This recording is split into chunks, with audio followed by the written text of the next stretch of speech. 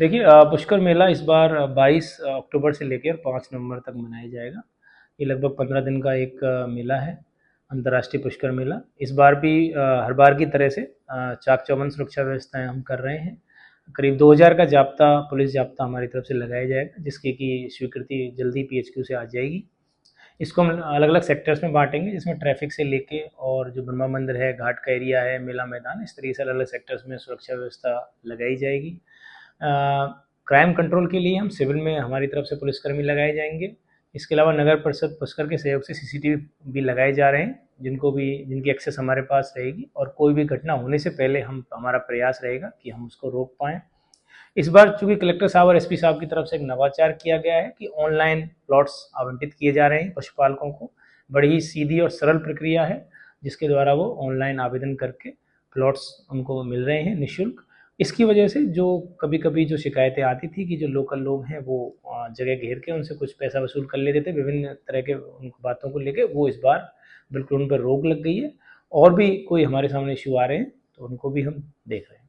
Sir यातायात की देखिए यातायात की हम चूँकि जिस दिन ज़्यादा रश रहता है उस दिन हमने एक तरफ़ा यातायात की व्यवस्था करी है, जो कि 2 नवंबर से लेकर 5 नवंबर तक रहेगा, जिसमें कि यदि कोई अजमेर से पुष्कर की तरफ आ रहा है तो वो घाटी से उतर के आएगा, और जिसको पुष्कर से अजमेर की तरफ जाना है वो हाईवे का रास्ता लेगा। तो घाट पर किस तरीके की घाट पे भी बिल्कुल, चूँकि इस बार जलस्तर अत्यधिक है, पुष्कर के स्थानीय निवासियों ने बताया कि करीब 70 वर्ष का सर्वाधिक जलस्तर है, तो घाट पे जो रस्सों की व्यवस्था, लाल झंडियाँ लगाना और जो भी हम कर सकते हैं वो हम कर रहे हैं। इसके अलावा एनडीआरएफ, एसडीआरएफ और जो गोताखोर हैं और लोकल लोगों की मदद भी हम ले रहे हैं, और हमारे भी जो पुलिसकर्मी वो ऐसे लगाए जा रहे हैं जिनको खुद को तैरना आता है, जिससे कि कोई भी अनहोनी घटना ना हो। सर ड्रोन से भी नजर आई थी?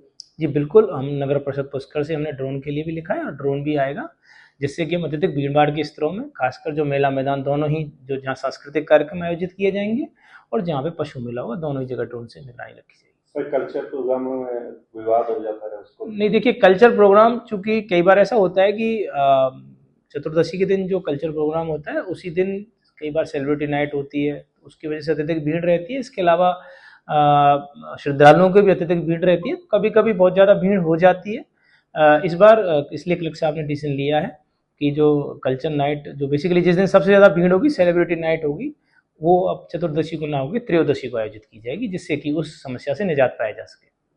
पासों की क्या व्यवस्था रहेगी? नहीं, बिल्कुल इस बार कोई पास नहीं होगा, वीआईपी कल्चर बिल्कुल खत्म कर दिया है।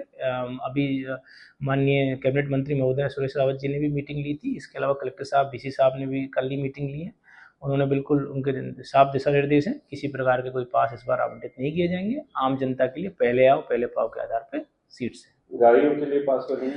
गायों के लिए बिल्कुल, जो गाय हैं उनको नगर परिषद पुष्कर द्वारा लगातार वहाँ से और काजी हाउस में भिजवाया जा रहा है। तो अभी आप देखेंगे कि पिछले कई दिनों में काफ़ी कम आवारा पशुओं की आवाज़